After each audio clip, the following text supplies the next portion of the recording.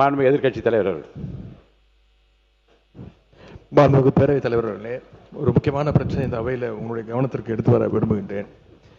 அத்தியாவசிய பொருட்களுடைய விலைவாசி தற்போது நாளுக்கு நாள் ஏறிக்கொண்டே இருக்கின்றது.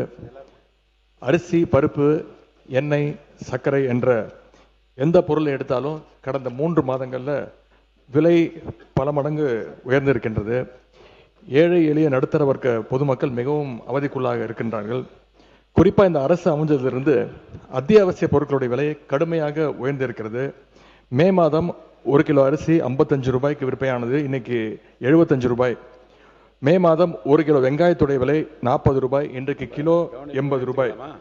மே மாதம் 1 கிலோ துவரம்பருப்பு 150 ரூபாய், இன்றைக்கு கிலோ 180 ரூபாய். மே மாதம் 1 கிலோ சர்க்கரை ரூபாய் 40, இன்றைக்கு 1 கிலோ சுமார் 70 ரூபாய் வரைக்கும் உயர்ந்திருக்கு. இந்த விலையேற்றத்தை பார்த்து மக்கள் மிகவும் பாதிப்படைஞ்சிருக்கிறாங்க. மளிகை கடை பக்கம் போகிறதையே குறைச்சிட்டு இருக்காங்கன்னு செய்திகள் வந்துட்டு இருக்கு. உங்களுடைய ஆளுங்கட்சியுடைய கூட்டணியில் இருக்கக்கூடிய கம்யூனிஸ்ட் இயக்க தோழர்கள் இதை கண்டித்து போராட்டம் நடத்தியிருக்கிறாங்க. இந்த விலைவாசி உயர்வை கட்டுப்படுத்த அரசு உடனே நடவடிக்கை எடுக்க வேண்டும். உதாரணத்துக்கு 2007ஆம் ஆண்டு தேசிய அளவில் கடுமையான விலைவாசி உயர்வு ஏற்பட்டது. அப்பொழுது முதலமைச்சராக இருந்த கலைஞர் அவர்கள் தமிழ்நாட்டு மக்களை பாதிக்கக்கூடாது என்பதற்காக சிறப்பு பொது விநியோக திட்டம் ஒன்றை திட்டத்தை அறிவித்தார்கள்.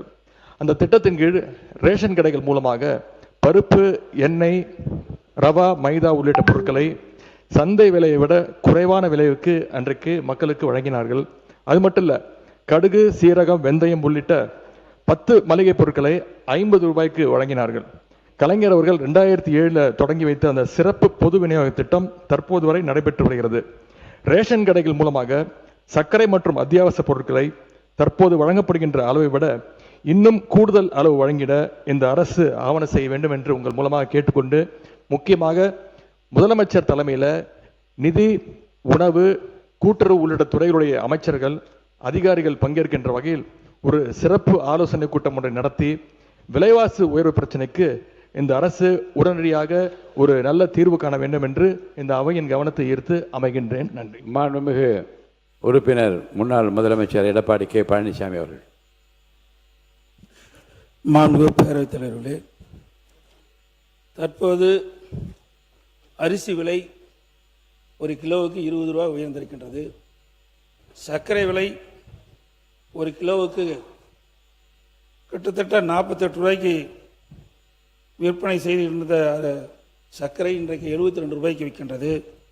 மஞ்சள் 1 கிலோ 200 ரூபாய்க்கு விற்பனை செய்து கொண்டிருந்தது, இப்போ 250 ரூபாய்க்கு விற்கிது. மிளகாய் 1 கிலோ 200 ரூபாய்க்கு விற்பனை செய்திருந்தது தேர்தலுக்கு முன்பு. இந்த ஆட்சி வந்த பிறகு தற்போது விலை 300 ரூபாய்க்கு விற்கிது. வெல்லம் 1 கிலோ 55 ரூபாய்க்கு விற்றது, இப்போ 75 ரூபாய்க்கு விற்கிது. அதே போல் புளி 1 கிலோ 180 ரூபாய்க்கு விற்றது, இப்போ 250 ரூபாய்க்கு விற்பனை செய்கிறது. பருப்பு வகையிலும் கிட்டத்தட்ட விலை அதிகம். எண்ணெய் விலை 40% உயர்ந்திருக்குது. இதனால் ஏழை எளிய மக்கள் கடுமையாக பாதிக்கிறாங்க. இப்போ வறட்சி நிலவி கொண்டிருக்கின்றது. ஆந்திராவிலிருந்து நமக்கு அரிசி கிடைக்கும், அங்கேயும் வறட்சி இருக்கின்ற காரணத்தில் அங்கே வருகின்ற அரிசியுடைய வரவும் குறைஞ்சி போச்சு. அரசாங்கம் ஏற்கனவே அனைத்து இந்திய அண்ணா திராவிட முன்னேற்ற கழக அரசு இருக்கின்ற பொழுது இந்த விலை ஏற்றம் ஏற்படுகின்ற பொழுது எந்த உணவுப் பொருள் விலை ஏறுகிறதோ அந்த உணவுப் பொருள் எந்த மாநிலத்தில் விலை குறைவாக இருக்கிறதோ அங்கே போய் கொள்முதல் செய்து கூட்டுறவு சங்கத்தின் மூலமாக தமிழகத்திற்கு கொண்டு வந்து அதை விற்பனை செய்து அந்த விலை ஏற்றத்தை தடுக்கப்படும். அதற்காக விலை கட்டுப்பாட்டு நிதியம் என்ற ஒரு நிதியை ஒதுக்கி அதுக்கு 100 கோடி ரூபாய் கூட்டுறவு சங்கத்துக்கு கொடுக்கப்பட்டு அதை பயன்படுத்தி வந்த காரணத்தினாலே விலை இப்படி அத்தியாவசிய உணவுப் பொருள் விலை ஏறுகின்ற பொழுது அதை கட்டுப்பாட்டுக்குள் வைத்திருந்தோம். அதை போல இந்த அரசும் இந்த உணவுப் பொருள் விலையை கட்டுப்படுத்துவதற்கு ஏதாவது நடவடிக்கை எடுப்பதற்கு முயற்சி செய்கிறதா என்று தங்கள் வாயிலாக அரசுடைய கவனத்தை ஈர்க்கின்றேன்.